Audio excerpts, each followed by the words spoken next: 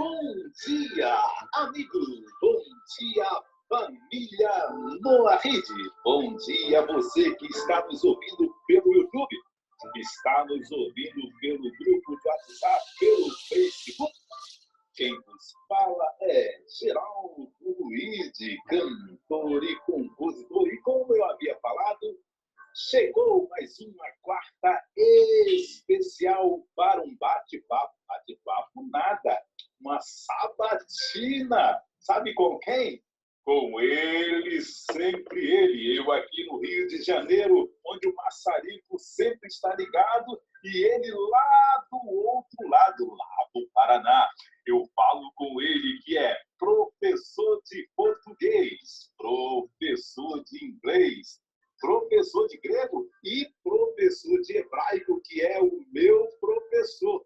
E ainda mais, professor de História Bíblicas. Eu falo com ele, sempre ele, João Alves Correia, conhecido como S.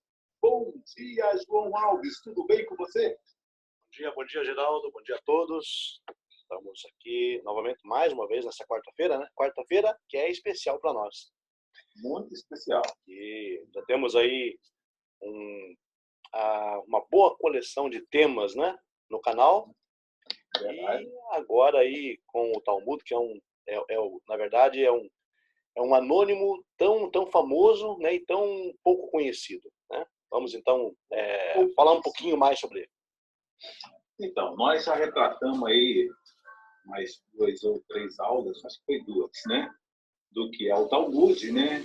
São 2 Talmud, Babel, Babilônico e Jerusalém, como se originou, quais são as suas partes, o conteúdo, qual a relação com a tradição oral dos judeus, por que essa obra é tão atacada, e finalizamos o tema semana passada, qual a importância de conhecer o Talmud, né? As suas diferenças, né? E hoje nós temos uma pergunta básica aqui. Está preparado aí para a pergunta? Vamos lá. Vamos lá, então. Consigo levar a bom termo. Por que algumas seções desta vasta obra são proibidas aos não-judeus, ainda que monoteístas? Então, Geraldo, essa pergunta muitas vezes o Talmud é atacado, ou as pessoas que estudam, ou as pessoas que defendem a legitimidade do Talmud, as pessoas são atacadas porque justamente nós sabemos que pelo escopo da tradição judaica, o Talmud é um livro, é uma obra que ela é vedada, ela é proibida para pessoas que não têm vínculos com o judaísmo. Várias seções do Talmud são, na verdade, proibidas por lei para que, digamos, as pessoas não estudem essas partes, né? Porque há uma série de razões para isso, e vamos tentar então aqui esclarecer um pouquinho sobre essas leis, esses questionamentos. Mas é importante entender que grande parte dos ataques que o Talmud sofre advém justamente dessas proibições. Porque quando você proíbe, quando você veda algo, ou digamos, quando você impede o acesso da pessoa a alguma coisa, normalmente surgem uma série de desconfianças. E são essas desconfianças que alimentam o preconceito. Está me entendendo? Estou entendendo. Então, para esclarecer, é claro que existe uma lei que proíbe, que veda o não-judeu de estudar o Talmud, ou grande parte das seções do Talmud. Porém, essa lei, é claro que está relacionada, digamos, àquilo que o judaísmo tem a oferecer ao mundo. Explicando. A lei existe. Mas é claro que se alguém quer comprar o Talmud, todo ele, a coleção, e estudar, isso é, digamos, por conta e risco da pessoa. Todos têm acesso ao Talmud hoje. Basta buscar, digamos, numa editora, você vai encontrar toda a coleção e, se quiser estudar, você pode estudar. Por exemplo, em línguas modernas, nós temos o Talmud em inglês, nós temos o Talmud em espanhol e o Talmud em alemão, completo. Tá? Já chegou em português? Não, completo ainda não. Nós temos alguns tratados, né, que estão aí sendo traduzidos, colocados aí em português. Se não me engano, o Tratado Berahot, o Tratado Makot. Mas não temos todos os tratados ainda, porque é uma imensa obra, realmente dá muito trabalho traduzir todo aquele texto. Mas, enfim, as pessoas têm acesso, a lei existe, sim, claro, mas não é algo que forçosamente obriga as pessoas a se afastarem do Talmud. As pessoas têm acesso a ele. Perfeito. Tá? Só que, é claro, você precisa ter o Talmud, estudá-lo, então, para poder chegar, digamos, a um juízo de valor. Muitas vezes as pessoas que criticam o Talmud jamais, repito, jamais tiveram um tratado do Talmud em suas mãos. Não sabem nem... mesmo partes dele, né? Ou partes dele. Não tem absolutamente nada. Nunca tiveram contato com a literatura e com a abordagem do Talmud. Então, o que acontece? Esse preconceito advém justamente da ignorância. Por quê? Todo e qualquer tipo de preconceito advém da ignorância. Todo. Inclusive esse. As pessoas que mais falam e mais acusam o Talmud é que realmente não tem noção do seu conteúdo. Realmente não tem tido contato com ele. E o que eles criam na cabeça? O que eles inventam? Da onde eles tiram isso? Existem várias páginas antissemitas na internet, Geraldo, que pegam, que pinçam partes do Talmud, pinçam parte do texto, traduzem de acordo com a sua própria intenção e jogam esses textos, né, fora do seu contexto, justamente para acusar. Perfeito. Então, acusam o Talmud de várias aberrações e coisas absurdas, né? E as pessoas, na verdade, não avaliam o contexto em que aquilo foi escrito, não entendem a dialética rabínica, como funciona a forma do debate rabínico. Eles não sabem que estamos tratando de uma cultura, de uma obra que versa sobre coisas de 2000 anos atrás, no Antigo Oriente. Né? E só para concluir o que você está falando, essa obra ela é especialmente para o povo judeu, ou ela remete ao mundo em si? Não, o Talmud é o livro do povo. Né? É o livro do povo judeu, ou seja, é o seu código, por assim dizer, de leis.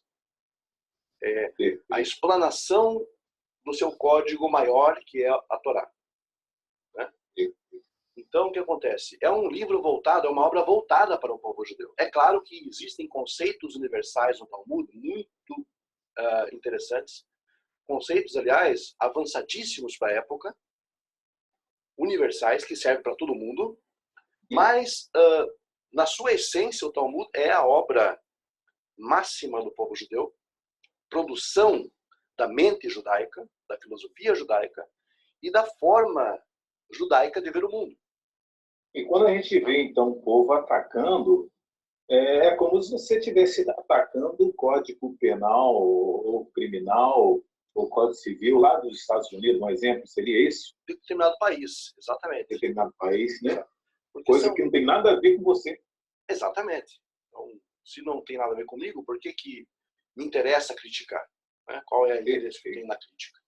Na verdade, primeiramente, eu sempre coloco isso, e isso é de fundamental importância, antes de se condenar, de se criticar, deve-se ter noção do conteúdo de tal coisa.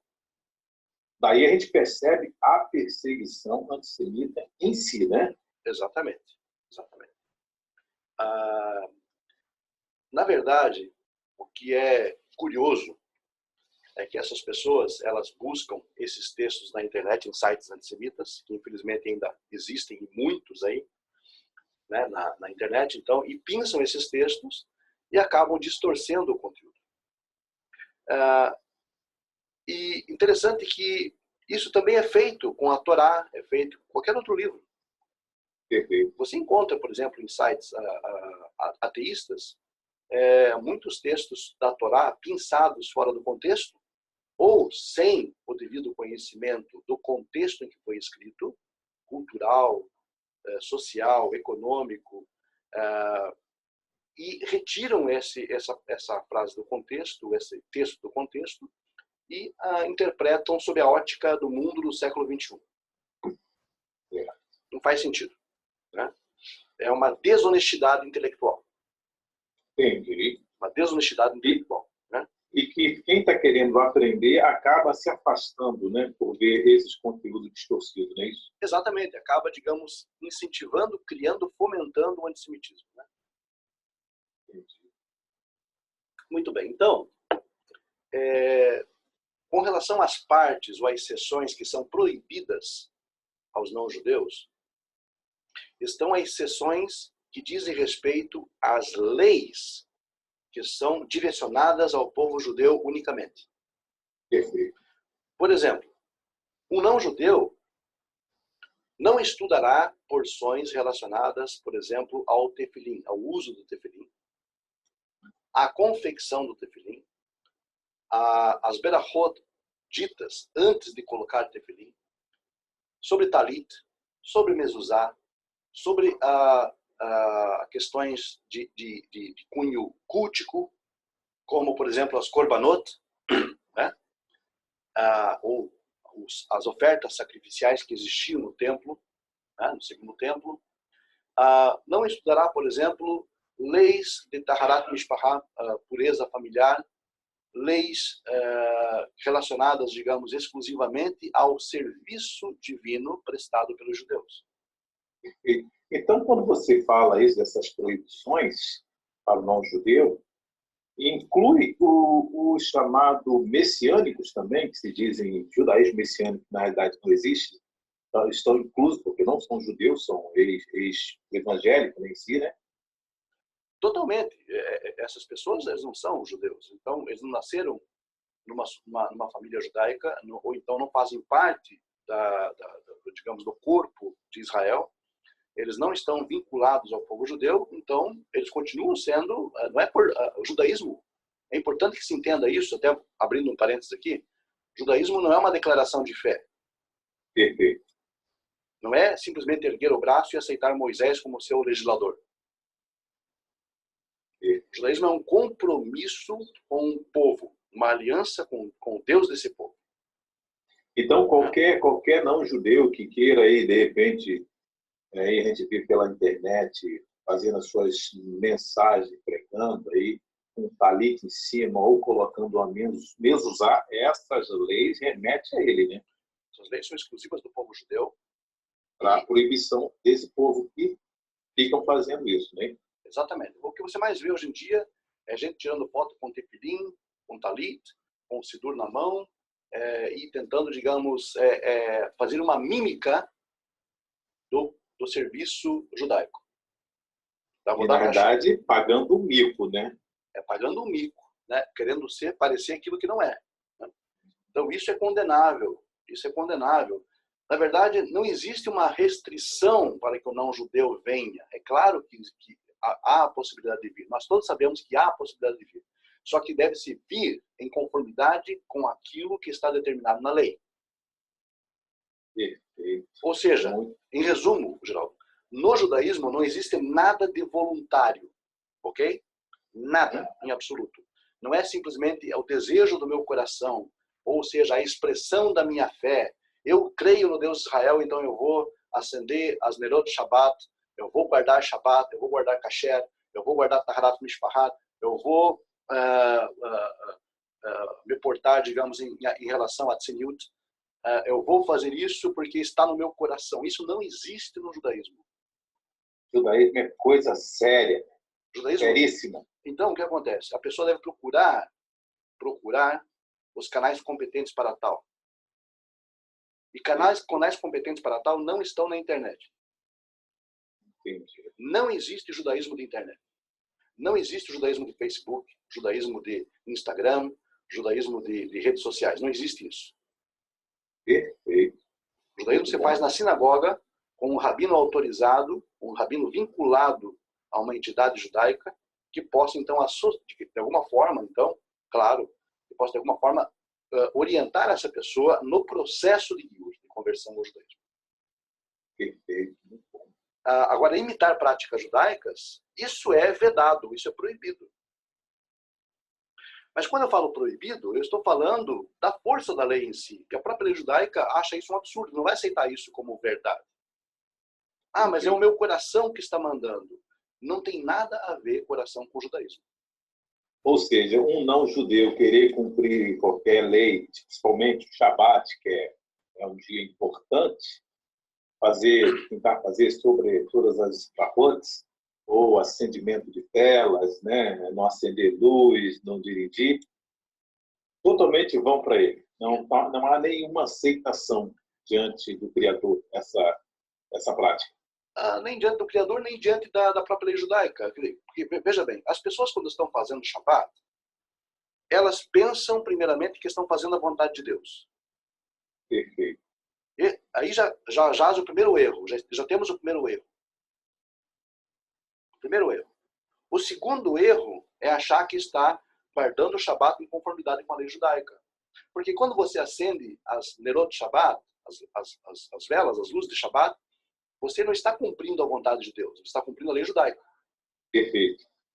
Quando você faz, por exemplo, as leituras de Shabat, da Parashá, quando você recebe o Shabat, no Kabbalat Shabat, e você canta Lechadodi, isso não é a vontade de Deus, isso é a lei judaica. Porque, rapaz. E aí o que diz a lei judaica? A lei judaica diz que o não-judeu não pode fazer isso, a não ser que ele esteja vinculado ao povo judeu. Aí a gente cai naquela pergunta, quando o Eterno falava para o povo judeu, nós falamos do sacrifício, o que eles estão fazendo? Quem foi que pediu esse tipo de sacrifício? É a mesma coisa se o Criador falasse para o não-judeu. Vocês estão malucos? Quem foi que pediu isso? Não, mas é a mesma coisa. Entendeu? Seria isso, né? Passa a ser uma criação humana. O não-judeu fazendo isso passa a ser uma invenção da mente humana. E ele acha que está sendo... está reverenciando o Criador, está fazendo alguma coisa, mas tudo vão. É tudo bom, é tudo da vontade dele. Isso é sério. É tudo da vontade dele. Ele está fazendo isso, não porque é uma submissão às leis de Deus ou à vontade de Deus. É uma vontade dele, porque ele está fazendo isso em conformidade com a lei judaica. E a lei judaica diz, não faça isso. Se a lei judaica fala não faça isso, ele pode até fazer, se sentir feliz nesse dia, mas qual valor? Nenhum, né? Ele se sente feliz porque ele fez a sua vontade, não a vontade de Deus. Muito bem. Muito bom. Né? A vontade de Deus é diferente, é preciso que se entenda isso. Vamos separar as coisas. A vontade de Deus é diferente do que a lei judaica estabelece. Perfeito. Mas há uma harmonia, explicando o paradoxo. A lei de Deus diz Zachoret Yom HaShabbat lekadisho. Lembra-te do dia de Shabbat para o santificar. Só que diz isso aos judeus. Logo, a lei judaica, e quando estabelece a liturgia do Shabbat, ou do dia de Shabbat, como o que se deve fazer no Shabbat, ela está prescrevendo para os judeus. Perfeito. Em síntese, um não-judeu fazendo isso é a mesma coisa que um monge budista no carnaval carioca, na Sapucaí. Faz tanto sentido quanto. Quando a gente, com todo respeito às religiões, né, a gente vê a igreja adventista observando esse sábado, vamos dizer, tendo culto. É uma escolha por troca de domingo ou eles se baseiam nesse Shabat do judeu? Não, na verdade, assim, eles entendem que existe um mandamento universal para que todos guardem o sábado. Entendem, mas não tem uma lei. Não existe um respaldo bíblico para isso. Então eles entendem assim. E eles entendem também que o cristianismo primitivo guardava o sábado. Não, mas até porque o cristianismo primitivo eram todos judeus. Eles frequentavam a sinagoga, né? Independente de segmento, né? Exatamente. Então faz um pouco de sentido nesse aspecto de que o cristianismo primitivo, com as suas raízes, seus vínculos, ou então as suas digamos, as memórias, né, por assim dizer, do cristianismo primitivo, que foram calcadas na prática judaica, e a história mostra que realmente existiram comunidades cristãs primitivas que guardavam o sábado. Tanto é que foi mudado por decreto isso. Né? Decreto romano. Isso foi mudado. Isso é um fato. Não adianta querer discutir aqui. Realmente existiram comunidades cristãs que guardavam o sábado e que entraram numa guerra com a igreja imperial por conta disso. Então é nisso que eles tomam essa ideia, porque é o resquício do judaísmo no próprio cristianismo. Né? Mas no século IV tudo isso foi, digamos, decretado como absolutamente irrelevante para o cristão, e proibiu-se então a guarda do sábado, e todas as igrejas cristãs passaram, obviamente, a guardar o dia solis, o dia do domingo, né? O dia do sol. E aí o que acontece? Então é por isso que eles acreditam nisso. Porém, com relação ao que o judaísmo ensina em si, que é a base, que é o sustentáculo, que a Torá ensina, isso não tem respaldo para o não-judeu. Entendi. A partir do momento que o cristianismo se desvinculou do judaísmo, totalmente, não tem mais laço nenhum, e isso faz já milênios, praticamente 2 milênios quase, isso não tem nenhum respaldo.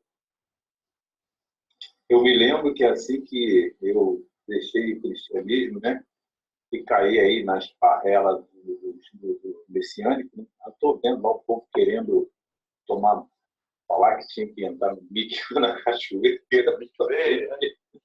Não, pois é. Então, esse tipo de coisa é absolutamente insólito, né? Você pensar. Cara, quando eu vejo de onde eu saí, fui entrando, meu Deus do céu. Agora estudando aqui profundamente o que é de fato você, caramba, né? Mas estamos aqui para aprender. Né? Isso é importante, querer aprender, né? Sair do erro, né? Sair do erro, exatamente. Então, tá entendendo, Jota, por que essas porções do Talmud, elas são vedadas, são proibidas aos não-judeus? Até mesmo a idolatria é diferente da idolatria de hoje, no Talmud vai falar. Não, nisso. Sim, com certeza. Existem N pontos que devem ser explorados aí em cima dessa questão, né? Então, o que acontece? O não-judeu, quando ele faz uma prática judaica, fora do contexto daquilo que lhe foi ordenado, ele está fazendo exatamente a Avodah Zarah. Ou seja, porque ele transforma a liturgia judaica num serviço estranho. Estranho para quem? Estranho para ele. Que, na verdade, não foi ordenado fazer. Se não foi ordenado fazer, obviamente que ele está fazendo um serviço estranho. Não tem nenhum tipo de ordenação, não tem nenhum tipo de mandamento prescrito, não está na Torá e não está na tradição. Ou seja, ele acaba, de alguma forma, incorporando práticas que são alienígenas a ele. Como se você fosse um brasileiro aqui no Brasil jurando a fidelidade à Constituição americana. Entendi. Que sentido faz? Nenhum sentido. Nenhum. Né? Se você estiver lá, você tem que seguir as leis de lá, porque você está naquele país. Como qualquer um turista vem para cá, tem que seguir as leis. Obedecer às regras de trânsito, sucessivamente. É isso. Exatamente. Você consegue imaginar um brasileiro jurando fidelidade à bandeira americana? Não tem lógica. Tem lógica. É o mesmo caso. E, agora, essas partes, então, elas são proibidas. Só complementando aqui, por que isso é proibido? Porque, na verdade, é assim, Torá, ela só se estuda para se cumprir. Se você estuda a Torá para não cumprir, isso não é o estudo judaico. Então, se eu pegar a Torá aqui e ficar lendo Gênesis, Devarim, Deuteronômio, estudando só para conhecer, isso não faz sentido. Não faz sentido. Aí você para na parte do tefilim, ok? Ou seja, serão como testeiras entre os teus olhos. Aí você acha aquela parte muito legal, muito bacana, e você vai procurar no Talmud, aonde fala sobre tefilim. Aí você começa a estudar o tefilim. E, digamos, as formas, como se coloca, em que braço deve se colocar, como se coloca o tefilim da cabeça, tefilim shel rosh, Aí tem as berachot, você recita essas berachot, você compra um tefilim, coloca.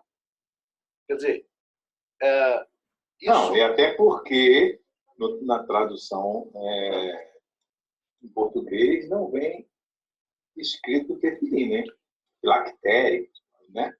Na verdade, totafot, na verdade, é uma palavra um tanto obscura no hebraico. Mas na tradução, aí que acontece, no Talmud, se explica que os totafot, na verdade, referem-se exatamente aos tefilim. Não, sim, mas quem lê em português o livro da Torá, sim, né, não tem noção do que é isso. Colocar lá o umbral da sua porta, que hoje é a mezuzá que a gente entende, né? Sim, mas quando a pessoa vai investigar e descobre que isso é uma mezuzá, que isso é um tefilim, ele vai querer fazer aquilo, por exemplo. Aí, se ele fizer isso, como é que ele está agindo? Ele está agindo, digamos, fora do âmbito dele. Sim. De qualquer forma. E tem gente colocando mezuzá como se fosse um amuleto hoje, né? Isso não só no judeu, também o próprio judeu coloca muito. O judeu que não conhece sua tradição também coloca como amuleto. Entendi. Né? Isso é culpa de ambos aí já, né? Entendi. Culpa de ambos. Do judeu que ignora a sua própria tradição e do não judeu que, na verdade, coloca porque acha também que é, digamos, alguma coisa que vai afastar demônios, né? Vai afastar maldições, aquela coisa toda. Só não vamos falar aí muito sobre isso, porque senão já dá ideia aí para algumas denominações fazerem isso. Então, é complicado, né? Ou seja, pega e acaba profanando o mandamento divino. Perfeito. E isso é hilu, isso é profanação. Não saber como, além de não estar vinculado, fazer errado. Entendi. Ou mesmo que faça certo sem estar vinculado, também continua sendo errado. Continua sendo profanação, né? Profanação. Na verdade, quando eu penso estar observando o Shabat, não sendo judeu, eu estou profanando o dia de Shabat. Por quê? Se eu não estivesse observando, entendesse a minha parte no mundo, eu não estaria profanando, porque eu não estaria tentando imitar uma prática que não me foi dada. E quando a gente vê aí pela internet amigos no Shabat, com grupos, lemos sim, por Nordeste afora, por outros lugares afora, isso remete a essa proibição também, esse judeu, se for judeu em si, respeitado, ou seja, um rabino. Como é que funciona essa situação? Rapaz, essa pergunta é uma pergunta difícil. Aí a coisa vai complicar. Bom, mas tudo bem. Fiquei pesado? Pesado agora, hein? Mas tudo bem, eu vou tentar aqui explanar essa questão. Primeiro ponto. Anusim. Anusim, legalmente falando, anusim não existe. Por quê? Porque o anusim, em teoria, seria aquele filho do forçado.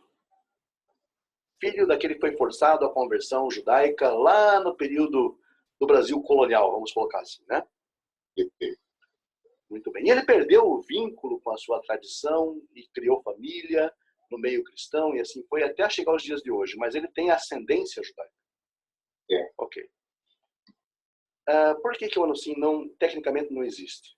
Porque existem três prescrições pelas quais o judeu deve entregar a vida sem transgredir. Se o judeu for obrigado a matar, ele tem que entregar a própria vida e não matar. Se o judeu for obrigado a cometer ato sexual imoral, ele deve entregar a própria vida e não fazer. Se o judeu for forçado, agora vem um ponto alto, se o judeu for forçado à idolatria, ele deve entregar a própria vida e não praticar a idolatria. Quando esses judeus foram forçados no Brasil colonial a adorar uma imagem católica, o que eles devem ter feito, então, de acordo com a lei? Entregar a própria vida. Ou seja, não haveria anúncio. Fortíssimo isso, hein? Essa lei ou esse princípio, chama-se Al-Kiddush Hashem, pela santificação do nome de Deus. E é um mandamento seríssimo, é uma ordem seríssima. A gente sabe que é uma ordem radical, extrema, mas é o que está na lei. É extremo. Mas é o que está na lei. Isso é o Talmud que fala, né? Exatamente. Isso é o Talmud que fala. Então, um judeu não pode cometer idolatria. Ele deve entregar a própria vida e não cometer idolatria. Se ele comete idolatria, então, o que acontece com ele? Ele falha no Al-Kiddush Hashem, ou seja, ele profana o nome de Deus. Para tentar se salvar, né? Para tentar se salvar. Por quê? Por que eu digo isso? Porque muitos entregaram a vida tacitamente para não prosperar a idolatria. Perfeito. Bom, questões de ordem moral, gente, assim, questões de ordem moral, se é certo ou errado, se a lei é dura ou não é, isso não compete a nós julgar. Sim. Nós não somos aqui julgadores da lei, juízes da lei. Estamos falando apenas do que a lei diz. Perfeito. Agora, por isso que tecnicamente os anusim não existem. Se não existem, o que eles devem fazer? Se eles acham que existe uma conexão com o judaísmo, que eles têm uma ascendência judaica, procuram um rabino em uma sinagoga e faz o processo de conversão. Sim. Ou seja, se a lei diz que ele não pode se entregar à idolatria, ele tem que se entregar à vida, esse que não se entregou à vida ou se converteu, foi forçado à idolatria, ele passa a não ser o próprio judeu em si, não é isso? Exatamente. Porque... É como se ele tivesse sido cortado, né? Exatamente. Por coisa muito menor, por exemplo, no período dos Macabeus, os judeus foram obrigados a comer carne de porco. Sabe que o judeu não come carne de porco, ele não pode tocar no porco. E no período dos Macabeus eles foram obrigados, e muitos entregaram a vida para não fazer isso. Por muito menos, porque eles estavam sendo obrigados pelo rei Antíoco IV Epífanes a comer comida não kasher. E eles eram extremamente zelosos pela sua tradição religiosa. Muitos preferiam se entregar a vida diante do helenismo. Né? Só por esse tópico aqui, e você falando sobre as proibições, né? Você vê que a coisa é muito séria. Então, em resumo, Geraldo, dessa questão de anusim, guardando o Shabbat, isso aí, na verdade, simplesmente não tem o menor respaldo. Não tem sentido. Não tem base nenhuma. Não tem base nenhuma. Bom, é lógico que ninguém vai com a polícia lá dizer assim, não, vocês estão errados. Né? Lógico que não, isso não existe. Mas é uma coisa que faz sentido. Não, mas será que o judeu ou o rabino em si que está conduzindo esse grupo não tem noção dessa lei? A noção pode até existir, mas o problema é que existe N pontos de vista e ele tem o dele. Então, eles têm o ponto de vista deles. Né? E aí, quer dizer, a gente simplesmente analisa a história toda e vê que não tem fundamento. Tanto não tem fundamento que isso é uma coisa que não se... Digamos, esse é o tipo de coisa que não é aceito em sinagoga alguma do Brasil. Ou seja, essas pessoas, infelizmente, elas não poderão entrar numa sinagoga brasileira. Aliás, em nenhum lugar do mundo, na verdade. Né? Elas terão que estabelecer as suas próprias sinagogas. Aí fica uma coisa meio paralela, né? Vai ser aí que ele joga, né? Fica uma coisa meio paralela. Gente, fica como se fosse um trabalho paralelo. Como se fosse, digamos, uma instituição paralela ao judaísmo. E não seria nem o reformista, nem o liberal em si, né? Exatamente, porque não é reconhecido nem por um nem por outro. Nem pelo reformista e nem muito menos pelo ortodoxo. Seria mais uma religião, né? Embasada no próprio judaísmo, né? Exatamente. Aí que vai complicando. E o povo que não tem conhecimento, que sai do sistema religioso cristão, cai nessa armadilha. Seria uma armadilha, novamente. É isso mesmo. Porque você sabe o que é absurdo? Absurdo é dizer que todo mundo é anunciante. Todo mundo que chega, digamos, nessas instituições, eles são anunciantes. Isso não existe. Porque não há nem comprovar. Anunciante do quê? De boca? Anunciante, porque a minha mãe, minha avó varria a casa de dentro para fora, de fora para dentro, ou apontava para as estrelas na sexta-feira. Então, essas tradições familiares, que são muito mescladas aí no sertão brasileiro, são usadas como referências e como se fosse, digamos, algo que de fato atestasse uma ascendência judaica. Coisas, vamos combinar, coisas tolas assim, né? Que não existe um registro documental, entendeu? Não, bem, pela lei que você falou que o judeu fosse forçado a praticar atos sexuais, ele teria que se entregar à vida ou à idolatria, acabou com a Lucim. Acabou. Não, tecnicamente, legalmente falando, isso não existe. Por que você acha que as sinagogas, que as instituições judaicas não aceitam essa ideia de Lucim? Entendi, agora você entendendo. Eu também. Aí eles tentam jogar o rabinato ou o líder da instituição contra, né, esse movimento, não é isso?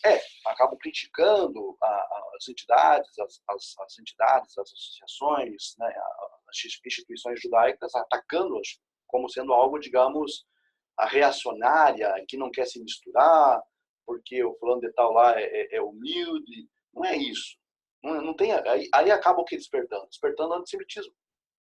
Aí você falou no início, faltou conhecimento. Você vê o que acontece? E aí partiu para a ignorância. Quando eu falo assim, por exemplo, que fulano de tal não é aceito na sinagoga porque ele é escurinho, porque ele é pobre, esse tipo de conversa só estimula o antissemitismo. Entendi. Porque como é que as pessoas vão receber isso? Como é que as pessoas de fora que não conhecem vão receber isso?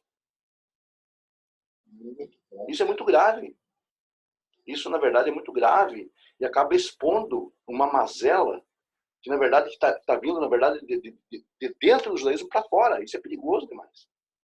E o erro persiste, né? Ou seja, vindo do próprio judaísmo, esse grande erro, né? Então, eu não posso chegar aqui e dizer assim, não, agora eu sou o professor dos pobres e oprimidos. No sentido que agora, não interessa a classe social, não interessa a etnia, de onde vem, etc. Porque aqui eu agrego todos os oprimidos e lá fora, nas instituições judaicas, ninguém quer porque são todos oprimidos. O que o de fora vai pensar? Vai olhar para isso? As instituições judaicas são demoníacas. Entendi. Começam a falar coisas que não têm sentido. E acaba fomentando o antissemitismo de dentro para fora. E sem contar que o próprio Novo Testamento, ele chama a sinagoga de Apocalipse, né, de sinagoga de Satanás, né? A gente tem um antissemitismo lá no livro de Apocalipse sobre esse tema, né? E com essa situação, complica mais ainda. O povo não tem conhecimento. Quer dizer, então o que acontece? O que você colocou aí, esses velhos rótulos, tipo sinagoga de Satanás, esses velhos rótulos, todos eles começam a fluir novamente. Perfeito. Começam, digamos, a emergir novamente. Mas de onde agora? Não é mais de fora para dentro, é de dentro para fora. É o pior. Você entende o perigo da coisa? A gravidade da coisa? De dentro para fora que cria essa ideia, dizendo assim, não, as instituições judaicas, todas elas são preconceituosas. Gente, isso é perigoso. Entendi. O rabino tal lá, que não aceitou a instituição tal, ela é preconceituosa, porque é simplesinho, lá é escurinho, ou então tem uma cor diferente, ou é pardo, ou é negro, ou é índio, ou descendente índio, ou então é pobre. Isso é perigoso demais. Muito perigoso. É perigoso. Agora, nós estamos aí com 14 minutos dentro do horário, né?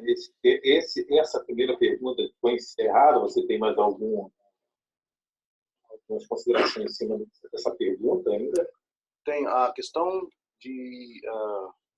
ok. A questão aqui, para completar essa parte, sobre as proibições. Proibições, né? Essas proibições, então, elas tendem, de alguma forma, a preservar o sacerdócio judaico em relação àquilo que eles devem fazer e o que os não-judeus devem fazer. Há uma distinção, uma separação clara. Né? E o Rambam diz, aqui está na tela, inclusive, na Lei dos Reis, justamente no capítulo 10 e na Mishnah 11, diz que um não-judeu ele não pode se aprofundar nesses temas da Torá. e da tradição, claro, que estamos falando aqui da tradição judaica, e que o não-judeu deve apenas, e eu estou até grifando o texto aqui, apenas aprofundar-se no estudo das 7 leis universais, apenas. Então, não deve observar Shabat, não deve criar para si feriados, certo? Festas judaicas, feriados, exceto cuidar apenas das suas 7 leis universais. Sheva Mitzvot, ou Sheva Mitzvot Bnei Noach, que é o que compete ao não-judeu. E aí eu fecho essa parte aqui então, Geraldo. Agora, quando a gente vê lá no deserto sobre Pêssar, né, há uma ordenança para todo judeu, porém há uma ordenança para que todo estrangeiro também participe. Ele teria que se enquadrar na lei, ele teria que fazer circuncisão, ou ele poderia, como prosélito, que era chamado em si, participar dos eventos. Não, lá na Pêssar, no mandamento sobre Pêssar, ele tem que fazer o processo, ou seja, tem que fazer a circuncisão para poder comer da Pêssar. Perfeito. Caso contrário, negativo. Né? Então ele se enquadra nessas leis das proibições. Né? Isso. É claro que o não-judeu pode assistir um Seder, sem nenhum problema. Assistir. Né? Já participar, eu não sei se... já participar do rito do Seder, aí já é outra história. Perfeito. Agora, nós estamos aqui chegando aí, faltando 10 minutos, eu vou fazer uma pergunta aqui, se não der, se você responde na próxima aula. Tudo bem. O que a dialética rabina diz sobre essa situação? Ou seja, a forma como os rabinos antigos debatiam os temas, né, da Torá e da lei judaica como um todo. Deu para entender a pergunta? Sim. A dialética, a forma do debate rabínico, isso, basicamente tem a ver com sempre com o ideal democrático muito grande. O Talmud ele estabelece um ideal democrático, uma prática democrática muito grande. Por quê? Houve todas as opiniões. E isso eu acho muito legal. É por isso que é gostoso, é muito bom estudar Talmud por conta disso. Claro, as partes que nos competem estudar. Né? Por que é bom? Porque você aprende a ouvir o outro. Né? Você aprende a ouvir. A discordância, né? A discordância é bem acolhida no meio do Talmud. Tá? Então, não há discussão, bate-boca. Discute o assunto, sim, discorda desse ponto aqui e tal, sim, né? Sim. A interpretação da lei. Sim. O que eu acho bacana é exatamente isso, porque há opiniões diversas e contrárias, e isso é bem acatado, isso é trazido para dentro do debate. O opositor coloca os seus argumentos e o outro dá o contraditório. Sim, né? sim. Então, esse princípio democrático é algo inédito nas obras de cunho religioso.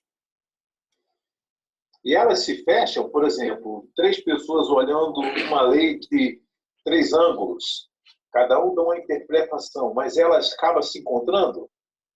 Ou ela fica divergente ao tempo todo? Ela pode ser visão diferente, 3 pessoas olhando uma mesma situação, mas cada um está tendo uma visão diferente. Porém, vai chegar no mesmo, como é que eu posso explicar? Mesmo parecer. Mesmo parecer? Mesmo parecer, ou seja, 3 pessoas estão vendo, mas o parecer está dentro igual, apenas divergência, são visões apenas diferentes. Bom, isso acontece, no geral é assim, e preza-se a democracia. Então, como eu falei para você, existe a opinião majoritária. Então, o Talmud mostra a opinião majoritária, mas também mostra a opinião minoritária. Sim. Ou seja, em síntese, o que eu posso dizer para você é que o Talmud não bate o martelo sobre nada. Não é função do Talmud bater martelo. Tipo, dizer isso aqui é assim e pronto. Não é a função dele. A função dele é de quem lê, estuda o Talmud e é treinado para estudar o Talmud e para derivar dele algum tipo de conclusão. No caso, os rabinos. Então, o rabino local, ele deve procurar nas fontes talmúdicas, nas fontes de responsa, das responsas, Sheelot ou Tshuvot, e também nas fontes do Mishneh Torah e também do Shulchan Aruch, que é onde está uma condensação, um resumo desses princípios talmúdicos que são, digamos aí, de alguma forma acatados ou não por rabinos por várias gerações. Então, o rabino local, ele deve, como é juiz, ele tem que olhar todos os pareceres, todos os pontos de vista e tirar uma conclusão por conta própria. A partir de uma jurisprudência já existente. E o interessante é que todos os pontos são respeitados, né? Eu vejo, às vezes, os rabinos comentando, um fala uma coisa no mesmo tema, mas ele cita o outro que falou uma outra coisa, mas eles são todos eles são respeitados. Sim, o clássico, por exemplo, o clássico debate, muitas pessoas conhecem o clássico debate entre Hillel e Shammai. Né? Hillel como uma escola mais liberal e o Shammai como uma escola mais ortodoxa, mais rígida. Sim. Famosos debates entre Hillel e Shammai que ocorrem no Talmud. E também, mas as pessoas pouco conhecem, no período posterior ao Talmud, os debates que existiram entre, não debate direto, mas em termos de obras, de percepções, de opiniões, entre o Rambam, Maimônides e o Nachmanides. Porque os dois discordavam em muitos pontos. Né? Inclusive, um deles, eu acho que é o único, né? O único que fala, não sei se é Rambam, né? Maimônides, vai dizer que as leis devem ser cumpridas só na terra de Israel. É ele que fala? Há muitas leis que sim, só se deve cumprir na terra de Israel. Isso mas só tem o Rambam que fala isso, né? Isso o Rambam coloca muitas vezes. Então, mas é o único que fala isso? Não. Outros também falam. Outros também falam. O que acontece é o seguinte, o Nachmanides, ele era mais místico. E entendi. O Rambam, o Maimônides, ele era mais racional. Então, as interpretações deles com relação à Torá, por exemplo, e as mitzvot, muitas vezes divergem nesse aspecto. Né? O Nachmanides enxerga, digamos, um aspecto mais místico, mais espiritual. No caso do Nachmanides. E o Maimônides, ele enxerga de um ponto de vista mais lógico, mais racional, mais pé no chão. Né? Então, o que acontece? É claro que há opiniões que favorecem mais o Nachmanides e há opiniões que favorecem mais o Maimônides. E assim vai. O debate, a dialética, a forma de debate rabínico é assim, sempre foi. Né? E, como você falou, se valoriza e se preza a opinião alheia, sem nenhum ponto de contraditório aqui.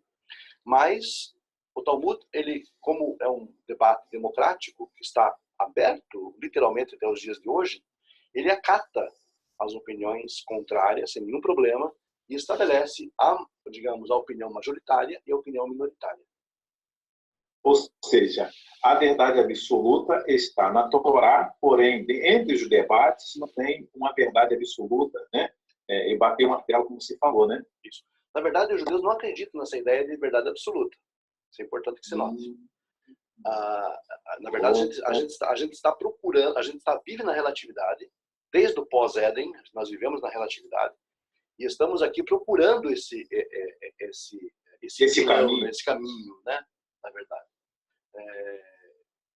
Enquanto estamos aqui, nós temos apenas relatividades.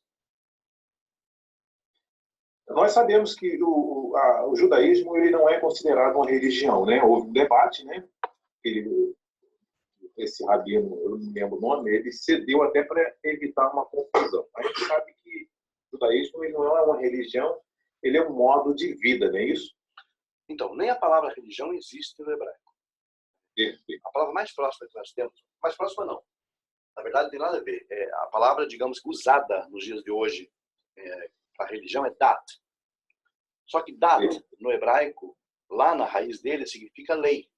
Ou seja, um religioso é aquele que vive em conformidade com a sua lei.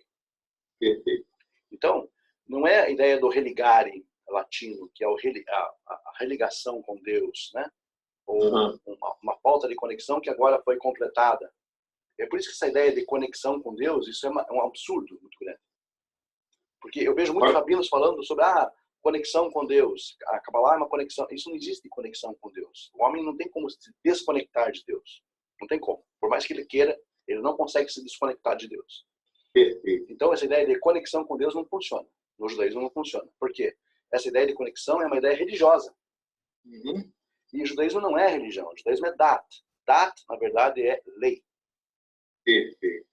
Agora, como você falou que não existe, o próprio judaísmo não concorda com essa ideia de verdade absoluta, se você fosse falar hoje, o caminho da verdade estaria com quem? O caminho, não a verdade. O caminho da verdade o caminho da verdade, digamos, daquilo que eu tenho estudado, daquilo que eu tenho aprendido, está na Torá.